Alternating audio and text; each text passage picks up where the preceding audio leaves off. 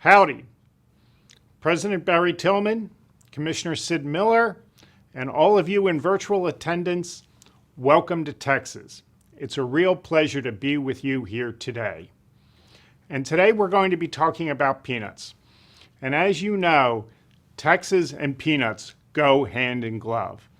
Here in Texas, we have the right climate, we have the right soil, we have the irrigation infrastructure to grow all four market types of peanuts.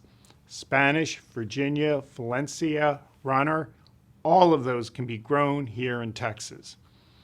Not only that, we have Texas A&M University, the land-grant university to the state of Texas, which has a strong partnership with the peanut producers. And I just want to take a moment to thank the peanut industry for the support you've shown to us over the years. You have helped us recruit the very best peanut breeders to the state of Texas. You financially supported their recruitment as well as their research. And because of that partnership, the peanut industry in Texas is growing. Now, I'd like to talk a little bit about the future expectations of the food system and how peanuts fit into that. As you know, after World War II, the expectation of agriculture was to produce food, fiber, and fuel, and even overproduce it for the growing economy. But now expectations have changed.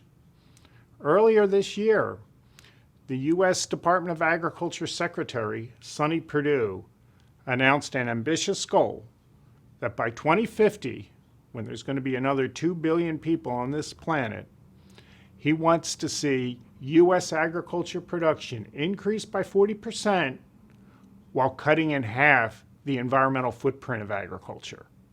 So that is an ambitious goal, but peanuts play a key part of that. Because in the future, we need food and agriculture to fully support human nutrition. Do it with a small environmental footprint, and do it in a way that agriculture is economically sustainable for years to come. Well, we know that peanuts are a really dense and important source of plant-based protein. And those additional 2 billion people are going to have protein needs. And we know that peanuts are going to be a good, nutritious source of protein for the world's growing population. So I look forward to Texas playing a major role in meeting the needs globally for the growing population. Now, I'd like to talk a little bit about the role of Texas A&M University as the land-grant university in the state of Texas and how we are meeting our mission in bringing producers and consumers together, especially around peanuts. So as you know, because we are the land-grant university, our mission is to reach every Texan, both producers and consumers, and that's what we do. And as you know, consumer demands are changing and changing rapidly.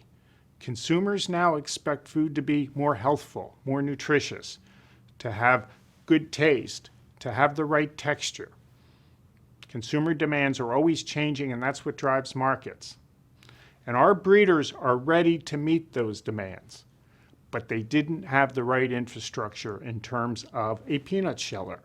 Our breeders were having to go out of state during their breeding protocols and being able to try to select for the varieties that consumers want.